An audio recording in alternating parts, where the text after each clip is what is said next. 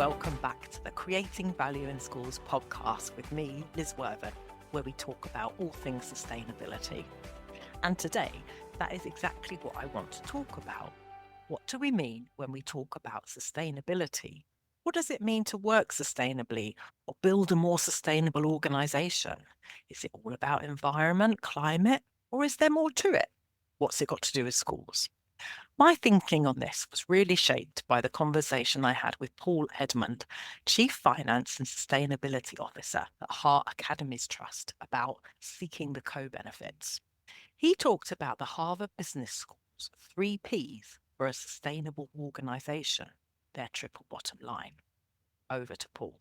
I think I'm right in saying it was at Harvard Business School that in 1970s, 80s put out the proposal that actually for a sustainable organisation, you need to be thinking about profit. So that's your first P. That's fine to get that. You need to be thinking about people because your business won't work unless you've got good, healthy people. And you need to be thinking about planet and the environment because actually that supports healthy people and healthy profits. And if you've got those 3 Ps working together in harmony, that's what a sustainable organisation looks like. And I think that's reflected in a lot of the really successful organisations that over time really invest in their people, invest in the environment and the planet. For private sector, it helps support profits. For us, it helps support financial efficiency is probably a better phrase. It doesn't start with a P though, but it helps us in terms of managing our budget. So having those 3 Ps as a business model, I think really works. I think there's a lot of evidence to support it. Makes sense. You could go pounds, people, planet, couldn't you? That might work. Yeah, go pounds. There you go. Okay, as we suggested there, profit maybe isn't the best word to use in the educational context, though it could be that rather than profits for shareholders, our focus is outcomes for learners. And we still need to balance the books, make best use of resources, stay financially sustainable, all challenges in the current climate. The United Nations, in establishing their 2030 Agenda and 17 Sustainable Development Goals, also have Ps. Their first 3 are people, planet, and prosperity. Sounds familiar, along with peace and partnership. And by the way, if you want to find out more about these development goals or anything else mentioned, you'll find links to relevant sources and resources in the show notes. So, what might this look like in practice? Let's go back to Paul Edmond again. He shared how in his trust, they are always looking for the co-benefits, unpicking how a project or activity might benefit in multiple ways. Here he is, giving an example. I think it's probably useful to illustrate it with an example. And if I take, say, investing in biodiversity outside. So we've got fields like every school has, and I think everyone quotes that if you added all those fields across the country, it's twice the size of Birmingham. How true that is or not, I don't know, but it gives you an idea of the kind of space we're talking about. If we can invest in those fields to improve biodiversity, where rewilding, adding trees, adding hedging, all the steps you can take, well, the benefits are huge. You've got actually, it's just better for the planet. So ticking the box for that. You are, in terms of adaptation and resilience of your school estate, trees, hedging generally cool your estate. So if you're in an area, say a large urban area, which is going to suffer from heating, and we've got more extreme weather with hotter temperatures, actually, if you're cooling your environment, it's a better place for children and staff and employees to be. If you've got potential drainage problems in the area, so you're at flood risk, actually putting more trees and hedging in there reduces that flood risk. Again, needs advice and support and guidance, but there's lots of steps that can be taken. So that's on the adaptation and resilience and the biodiversity. If you're then thinking about how do we look after people? Well, actually, one of the best ways in terms of well-being that's recognised is improving that connectedness to nature. So we're bringing nature back into the sort of school estate. We're creating areas where staff can relax and, catch their breath a little bit, and where students have a peaceful, calm environment. That helps with the wellbeing initiative. If we're then thinking about catering, well, actually part of that food, that biodiversity we're adding, there's absolutely no problem at all making it edible. So if you're thinking about adding edible food into the environment that the children then collect and bring in and eat and the catering team can use, happy days, that's fantastic.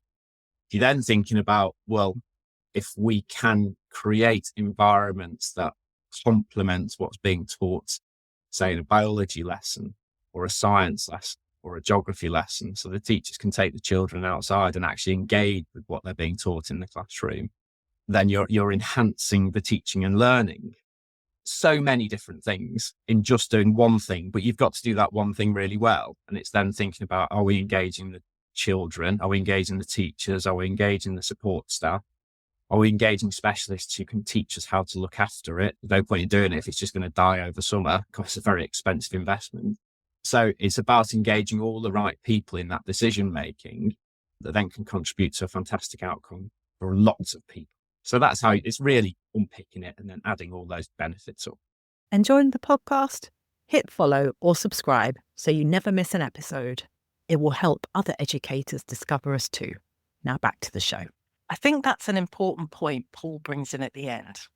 There is long-term planning and engagement involved, things to be sustainable and lasting. Planting some seeds isn't enough. You need to know how you're going to nurture them.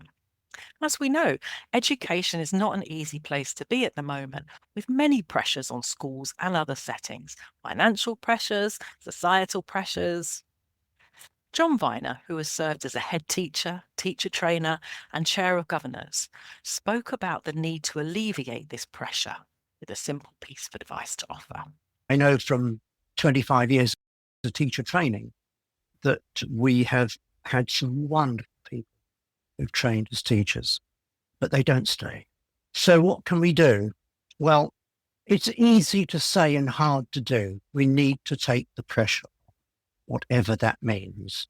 We need to be kinder. Now that I know sounds trivial, but we need to be kinder to our team. The school where I'm chair, we are kind to our teachers. The teachers say, this is so much better than where I used to be because people believe in me. And we've got to generate that kind of feeling. Being kind was something that Benedict Yu, Chief Financial Officer at River Learning Trust, also spoke about. She was sharing lessons learned through dealing with challenging financial positions. Yes, vision and strategic planning are required, but people and teamwork are vital too. It's important to have a very clear strategy and operating model. So you need to have a clear organizational wiring to support your ambitions. There are different models with more or less autonomy, but in all cases, you need to have a very clear vision of what you want to achieve. And especially when you don't have enough resources, you need to be able to strategically allocate your resources. Good planning is key. It's key to anticipate. The more you anticipate, the more you avoid difficult decisions. You also need to look at different strategic horizons. Having a strategy also helps ensure alignment and coherence and avoid chaos so that everybody is aligned around the same vision. It unites people. It really helps to build your culture. The other important thing is people. So people is probably one of the most important things, particularly leadership. So you can have the best system, best processes, but it's all about people and about leadership. In particular, in our schools where we were able to turn things around is really when we had strong leadership and alignment at all levels. So the very important message here is really to develop your people. The other concept I've learned and really value in this sector particular is the importance of agency. It's a human need. So don't micromanage people. Tell them what you want to achieve, but let them decide how.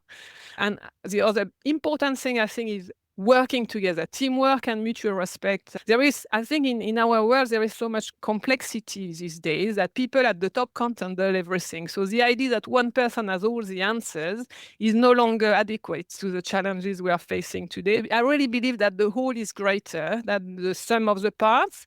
So when leaders can stimulate healthy debate, it fosters creativity and innovation. It creates a marketplace of ideas, and from where a portfolio of alternatives emerges. Kindness, enabling creativity, seeking co-benefits, and counting the things that matter. Maybe these are also more ingredients of a sustainable organisation.